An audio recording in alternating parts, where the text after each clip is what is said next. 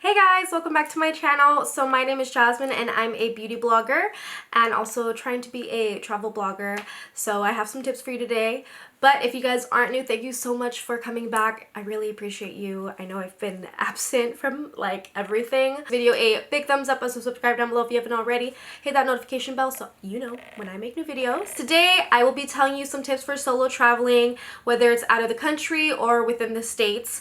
These tips I have personally experienced, I've read online, or even watched them on YouTube. I just want to try and put out as many tips for you guys so that you'll have an amazing experience traveling by yourself. If you see me looking down a lot, it's because I wrote so many damn notes. There's like 25 tips for you guys today. Also, I'm using my new camera. It is my Canon 5D Mark IV, and I have the Canon EF lens in the 24 to 70 millimeter.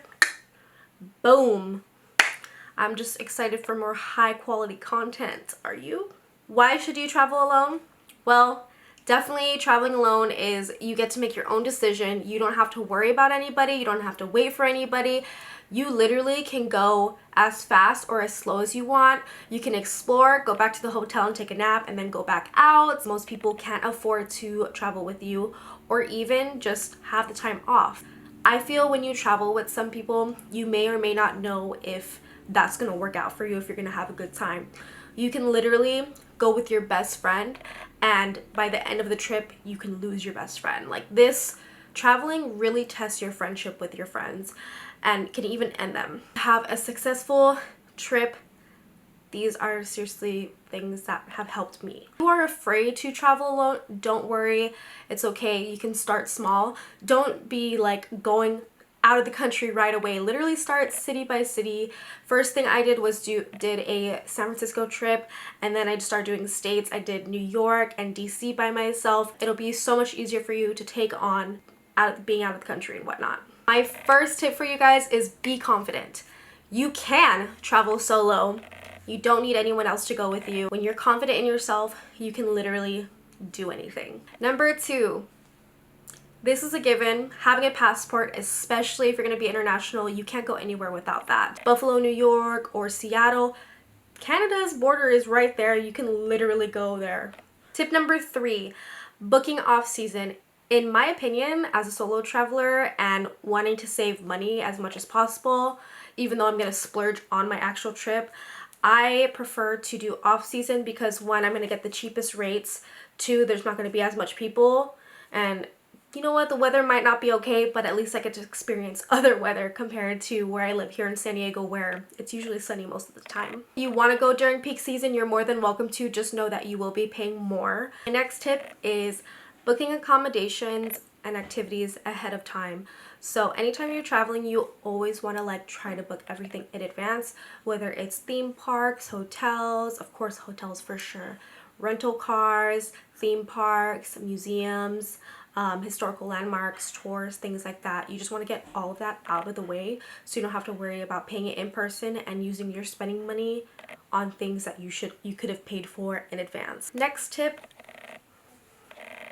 Ew, you guys, look how bad that sunburn is. I went to the zoo for 6 hours. Accommodations. With the accommodations, I'm going to get into hotels, hostels, and Airbnbs. So as a solo traveler, if you're really trying to not spend so much money, spend your coin, hotels are not the best way unless you're uncomfortable with being in an Airbnb and had bad experiences, or just don't find hostels to be practical for you. Then of course get a hotel, be bougie, whatever. Booking Airbnbs and hostels are probably going to be the best bet for you guys, especially because with Airbnb you can either do a private room or full place. Sometimes I try to do either just a private room or the entire place. If it's an entire place and it's just me, I try to find tiny homes. For Airbnbs, depending on the location, it can range from anywhere from like $65 to $100, and if you do like a private room in an Airbnb, it can go anywhere from $20 to again $100. Just all depends on location. Hostels. So the great thing about hostels is that you're really going to save some money on this. Yes, it may be a little bit uncomfortable, but you do get to meet other solo travelers or people who are traveling in twos. You have bunk beds for the most part. There's some that are not bunk beds, but usually how it goes is but at least the one I went to is you had a hotel key and you know, swipe it in or whatever, and only the people that are in that room have access to it. 3 bunk beds, which slept 6 people, and we had our own bathroom in there. So with hostels, may not be ideal for it to be free, but I've heard of some YouTubers actually going door to door to different hostels to see if they can board for free, but usually it's going to be anywhere from free to about $80 depending on location, what kind of hostel, and how bougie you want to go with it. For me, I did a Paris hostel and it was only $18 for one night, which was not bad at all. Definitely hostels and Airbnbs for accommodations are the best. Another great thing to have is global entry. I actually just had my interview. You pass the custom and borders protection, so you get TSA pre-check, you can get Sentry with this, which is to and from Mexico, like expedited whatever, and you know, you get past the lines faster and things like that. So it's really great, especially even if you're doing domestic flights, but if you travel a lot, it's really great to have. So having your phone with you, this is really vital for you when you're solo traveling. You can make calls and texts, so you can call your loved ones, family and friends, so that they kind of know where you're at all times. If anything, I try to give my friends and close friends and family my location so they know where I'm at all times. If you get into any emergency, no one else can really call for help besides you. And then also too, you know, you need directions. I have a plan where when I'm out of the country, every day it's $10 for unlimited talk and text, and then I think it's a high-speed data of 1 gigabyte and then after that it's like slow. So also trying to find Wi-Fi is like the best thing to do, especially when you're trying to get directions going from place to place.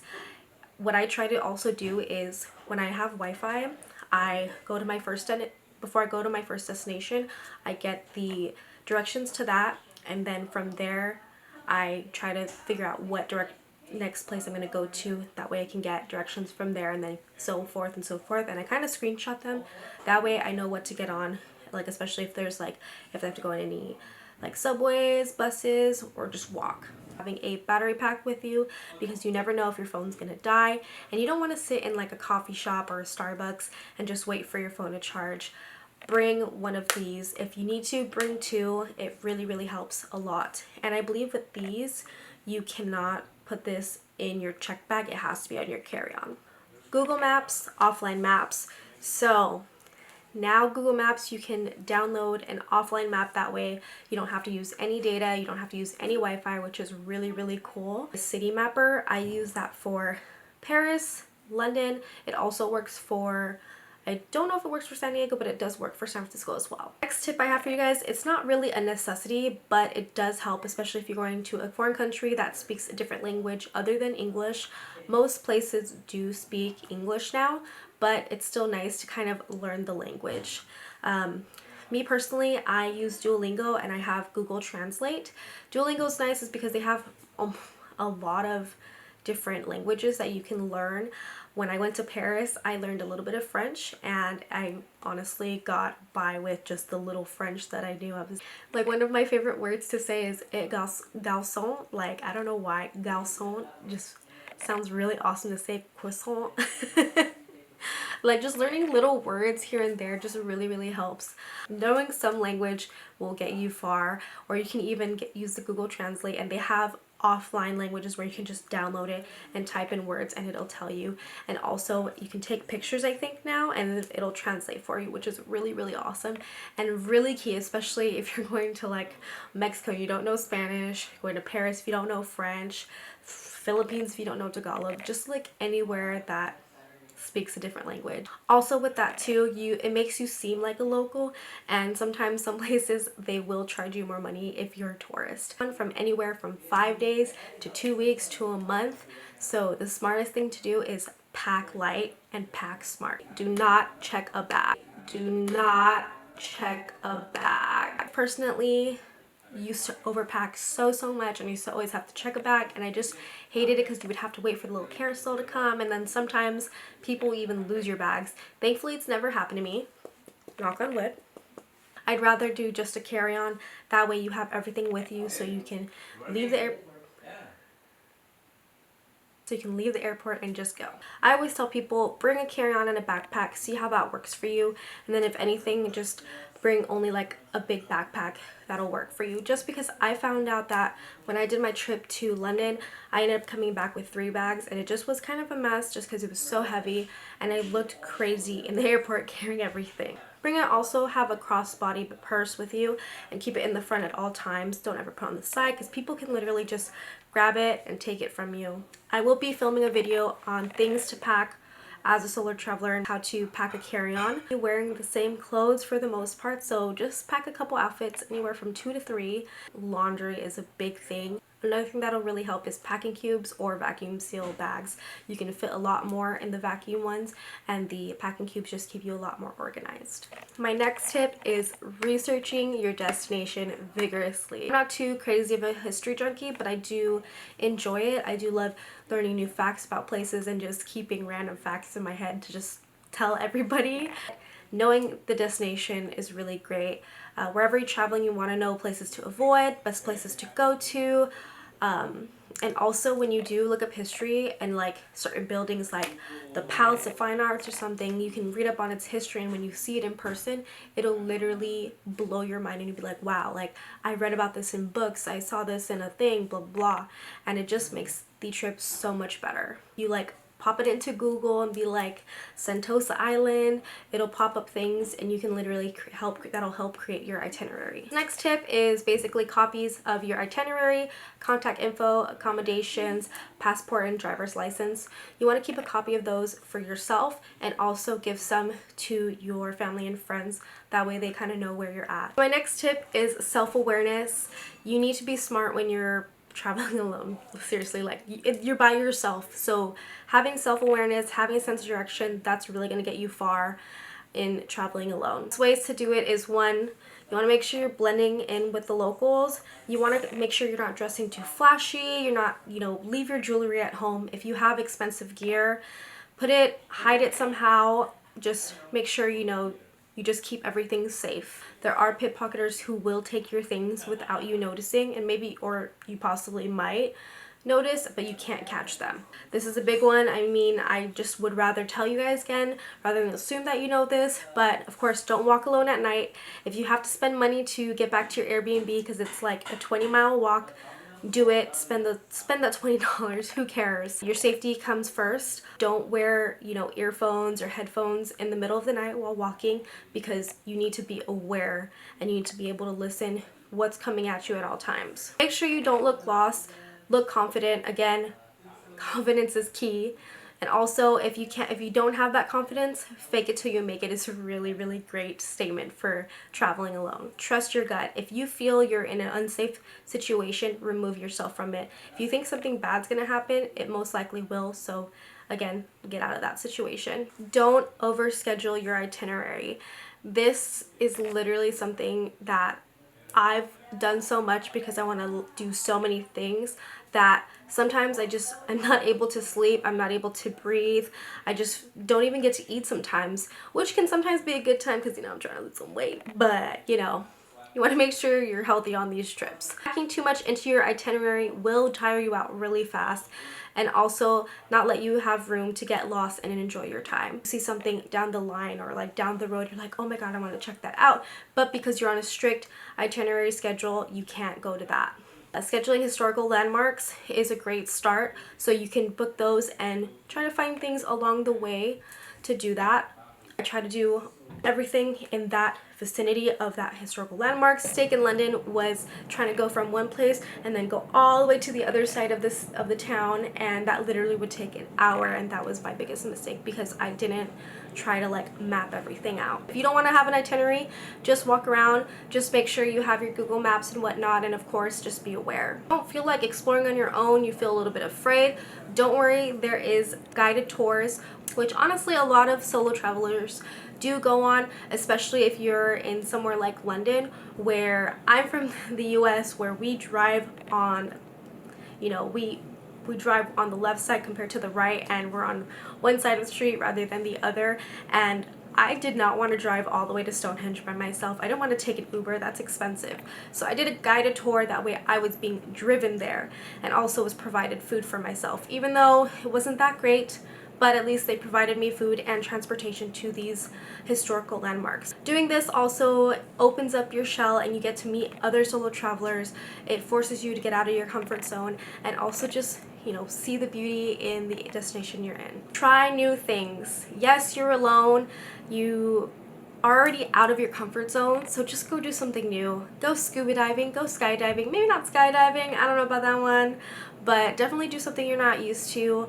You know, just get lost, but not too lost. Be careful of your possessions. So this goes along with kind of being smart and self-awareness. Also, if you're in a hostel, make sure you get a lock, a reliable lock. Don't get the cheap ones, just because those can be easily opened, especially if you buy like a lock from a hostel. They'll be able to open that real easily. Just make sure you store anything in there and just don't flash it around, because people will know about it and they will possibly try to rob from you. I know for me in my hostel, nobody actually locked up any of their items. Like, they left everything in a locker but they didn't lock it, or they put everything on their bed, and nobody took anything, which was really great. We were all very trusting of each other. One thing I learned too about going on trips is I want to bring my laptop, but I feel like it's just too much weight. Bringing like a DSLR and it has Wi-Fi on it, you can export your images to your iPhone or to an iPad right from the camera using Wi-Fi, or you can always get a card reader attachment thing and you can always do it that way. But of course, if you need it for business, then bring it all, of course, then bring it with you. Another great thing about your possessions: money, passport, credit cards, debit cards, having an RFID wallet or even sleeves. Those are amazing to have. So what they are is, it has like metal or something in between so that people who are scanning your card as they walk by, getting your information, can't get that. Travel adapters. This is definitely going into my packing list, but as a solo traveler, having a travel adapter is just amazing. I love so much. I got it off Amazon. I really like the sleek feel of it, and it just looks really nice. It is a little bit bulkier, but this is basically multi-purpose, which is really great. The reason why I say this is great, like a great travel tip, is because this one has USB ports in them, and you can even use it domestically. So of course this area is going to be where you can plug in all your US ones. Like for me, this has the, so there's that one. If I push that down and I pull this out, this is the one that you can use, like I think for US and the Philippines, I think. Can't remember what other countries you can use it. And then also on the bottom, so this right here, and that is like for the UK right there, which is really awesome. So I just bring that back in and put it back there.